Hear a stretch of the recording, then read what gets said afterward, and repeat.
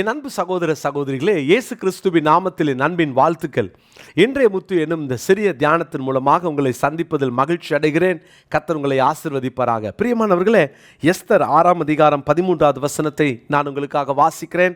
ஆமான் தனக்கு நேரிட்ட எல்லாவற்றையும் தன் மனைவியாகிய சிரேஷுக்கும் தன் சிநேகிதர் எல்லாருக்கும் அறிவித்த போது அவனுடைய ஆலோசனைக்காரரும் அவன் மனைவியாகிய சிரேஷும் அவனை பார்த்து, மொர்தெகாய்க்கு முன்பாக நீர் தாழ்ந்து போகத் தொடங்கினீர். அவன் யூத குலமானால் நீர் அவனை மேற்கொள்ளாமல் அவனுக்கு முன்பாக தாழ்ந்து போவது நிச்சயம் என்றார்கள். இந்த அமலேக்கியனாகிய ஆமான் தாழ்ந்து போக துவங்கினான். பிரியமானவர்களே, தேவனுக்காக வாழ நீங்கள் எப்போல்லாம் முயற்சி எடுக்கிறீங்களோ அமலேக்கியனாகிய ஆமான் தாழ்ந்து போவதை நீங்கள் பார்ப்பீங்க. மொர்தெகாய் ஒரு நாளும் தலைகுனிய கர்த்தர் விடமாட்டார். அந்த வைராக்கியம் கடைசி வரைக்கும் இருக்கணும். சில நேரம் ஜெயிக்கிற நேரம் வேணான்னு விட்டுட்டு போயிடுவாங்க, சோர்ந்து போயிடுவாங்க. அப்படிப்பட்ட ஒரு சூழ்நிலை உங்கள் வாழ்க்கையில் வந்துடவே கூடாது. டெய்லி ஜெயிக்கணும். ஒவ்வொரு நாளும் ஜெயிங்க. நேற்று தோத்துட்டீங்களா, இன்றைக்கி ஜெயிக்க முடியும். திரும்ப சொல்கிறேன், ஒவ்வொரு நாளும் உங்களுக்கு ஜெயம் கொடுக்க தேவன் வல்லவராக இருக்கிறார். அருமையான கர்த்தருடைய பிள்ளைகளே, இந்த நாளிலும் எப்படி அவன் தாழ்ந்து போவான், நாம் எப்படி அவனை மேற்கொள்வோம்? அமலேக்கன் தாழ்ந்து போகணும்னா என்ன செய்கிறது? நேற்று தினத்தில் நான் சொன்னேன், கிருபைக்கு கீழ்ப்பட்டிருந்தால் அமலேக்கனாகிய அந்த பாவத்தை நாம் மேற்கொள்ள முடியும். இன்னொரு வசனத்தை இன்றைக்கு நான் வேதத்திலிருந்து காண்பிக்க விரும்புகிறேன். சங்கீதங்களின் புஸ்தகம் 129ஆம் சங்கீதத்தின் முதல் 2 வசனங்களை நான் வாசிக்கிறேன்.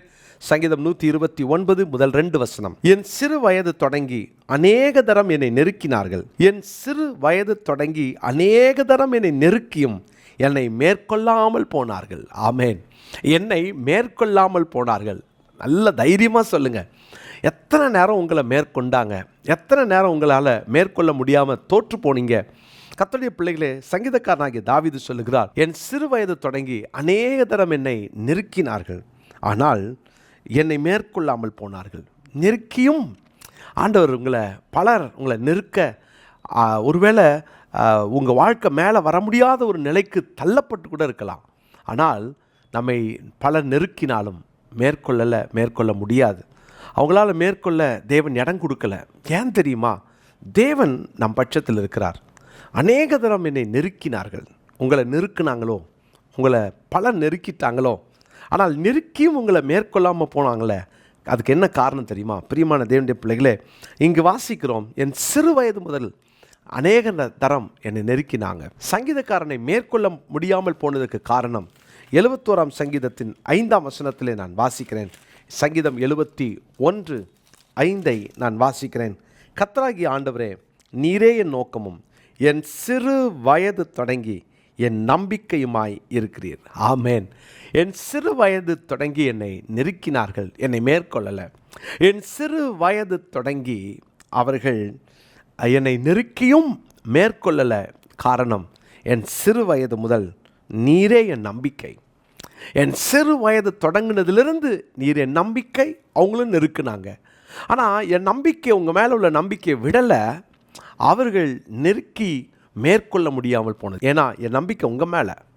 பிரியமானவர்களே, இந்த ஸ்டேட்மெண்ட் நம்மளால் சொல்ல முடியுமா? சிறு வயது தொடங்கி நீரே என் நம்பிக்கை.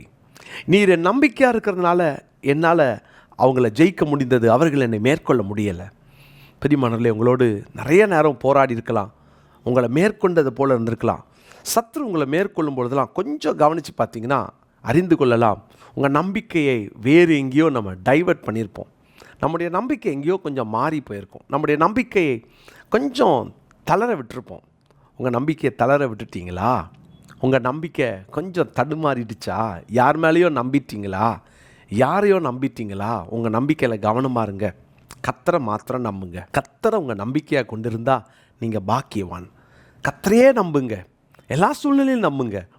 ஒருவேளை இந்த வார்த்தை கேட்குற நீங்கள், உங்கள் சூழ்நிலையெல்லாம் பாதகமாக இருக்குதே, நம்புங்க. கர்த்தரை நம்பி இருக்கிறவனையா கிருபை சூழ்ந்து கொள்ளும். கர்த்தரை நம்பி நீங்கள் அவரை பற்றி கொண்டா ஒருவன் கூட உங்களை மேற்கொள்ள முடியாது. அவர் எப்படிங்க விடுவார்? அவரை நம்பி இருக்கிற பிள்ளைங்களை யோசித்து பாருங்களேன். மேலே நிற்கிற ஒரு குழந்தைய குதி, அப்பா பிடிச்சிக்கிறேன் அப்படின்னா அப்பா பிடிச்சிக்குவாங்கன்ற நம்பிக்கையில் அந்த குழந்தை குதிக்கும். அப்பா விட்டுருவாரா? என்ன அழகா அப்பா பிடிச்சிப்பார்ல. நம்ம பரம தகப்பன் எப்படி விடுவார்? நீங்கள் சொல்லுங்கள், நான் உங்களை நம்புகிறேன்ப்பான்னு சொல்லுங்கள். இன்றைக்கி உங்கள் சேலஞ்சஸை பார்த்து சொல்லுங்கள், அப்பா நான் உங்களை நம்புகிறேன், இதெல்லாம் என்னை மேற்கொள்ளாதுப்பான்னு சொல்லுங்கள். உங்களுடைய பெரிய நெருக்கடிகள், உங்களை வேதனைப்படுத்துகிற நிலைகள், உங்களை கண்ணீர் வெடிக்க வைத்த நிலைகள், இதெல்லாம் பார்த்துட்டு அதுக்கிட்ட போராடாதீங்க. அப்பாட்ட சொல்லுங்கள், அப்பா நான் உங்களை நம்புகிறேன் சொல்லுங்கள், சொல்லிக்கிட்டே இருங்க. ஆண்டவரை தன் நம்பிக்கையாய் கொண்டிருக்கிற மனுஷன் பாக்கியவான். இந்த நாளினுடைய மனப்பாட வசனம் 129 சங்கீதம் முதல் 2 வசனங்கள், 129 2 வசனங்கள், 1 2 வசனங்கள். இது நீங்கள் அறிக்கை பண்ணுங்கள். வாழ்நாளெல்லாம் அறிக்கை பண்ணுவோம். நம்பிக்கையோடு அறிக்கை பண்ணுங்கள். ஜெபிக்கலாமா? நல்ல தகப்பனே, என் சிறு வயது தொடங்கி அநேக தரம் என்னை நெருக்கினார்கள், நெருக்கியும் என்னை மேற்கொள்ளாமல் போனார்கள். இது எங்கள் அனுபவமாக மாறட்டும். காரணம், உண்மையே நாங்கள் நம்பி இருக்கிறோம்.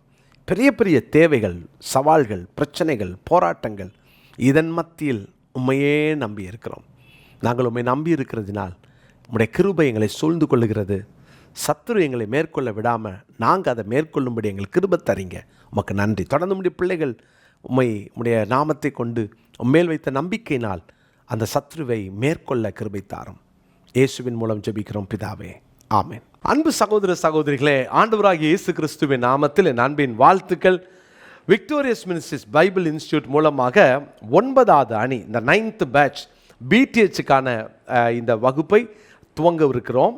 இது 3 ஆண்டுகள் இரவு செவ்வாய் மற்றும் புதன்கிழமைகளிலே இரவு 7:30 மணிக்கு துவங்கி 8:45 மணி வரை நடைபெறும். இது ஜூம் மூலமாய் நடைபெறுகிற வகுப்புகள். ஸோ இதை பார்க்குறவங்க இதை மற்றவர்களுக்கு நீங்கள் அனுப்பி வைங்க. இது அநேகர் இதன் மூலமாய் பயன்பெற்று கர்த்தருடைய கிருபையினாலே 8 அணியினர் இதில் படித்து, சிலர் படித்து முடித்து பட்டம் பெற்றிருக்கிறாங்க. இன்னொரு நல்ல செய்தியை சொல்லுகிறேன். இதோடு கூட எம்டி வகுப்புகளையும் நாங்கள் துவங்கவிருக்கிறோம். எனவே நீங்கள் இதில் கலந்து கொள்ளலாம். பிடிஹெச் 3 வருடங்கள் முடித்தவர்கள். இது 2 வருஷ கோர்ஸ் தான். இது திங்கட்கிழமை இரவும் வியாழக்கிழமை இரவும் நடைபெறும். எனவே இதில் நீங்கள் கலந்து கொண்டு படிக்கலாம். கர்த்தருடைய பிள்ளைகளை தரமான நீண்ட அனுபவம் உள்ள நல்ல ஆசிரியர்களை கொண்டு நாங்கள் நடத்தி வருகிறோம். தவறாமல் இதில் கலந்து கொள்ளுங்க. உடனடியாக கீழே காண்கிற அந்த ஃபோன் நம்பர் மூலமாக நீங்கள் தொடர்பு கொண்டு நீங்கள் இதனுடைய அட்மினோட நீங்கள் பேசி மற்ற காரியங்களை நீங்கள் தெரிந்து கொள்ளலாம். கர்த்தருடைய பிள்ளைகளே, கர்த்தருக்கு சித்தமானால் ஆகஸ்ட் மாதம் முதல் வாரத்திலேயே கிளாஸஸ் நாங்கள் ஆரம்பிச்சிருவோம். அதனால் நீங்கள் உடனடியாக கலந்து கொள்வதற்கு உங்களை நான் உற்சாகப்படுத்துகிறேன். நிச்சயமாக இந்த வகுப்புகள் உங்களுக்கு பிரயோஜனமாய், கண் திறப்பாய், உங்கள் வாழ்க்கையை மாற்றக்கூடியதாய், கர்த்தருக்காய் நீங்கள் எழுந்து எரிந்து பிரகாசிப்பதற்கு பிரயோஜனமாய் இந்த வகுப்புகள் இருக்கும். மாற்றமே இல்லை. உடனே கலந்து கொள்ளுங்கள். கர்த்தர் உங்களை ஆசீர்வதிப்பார்.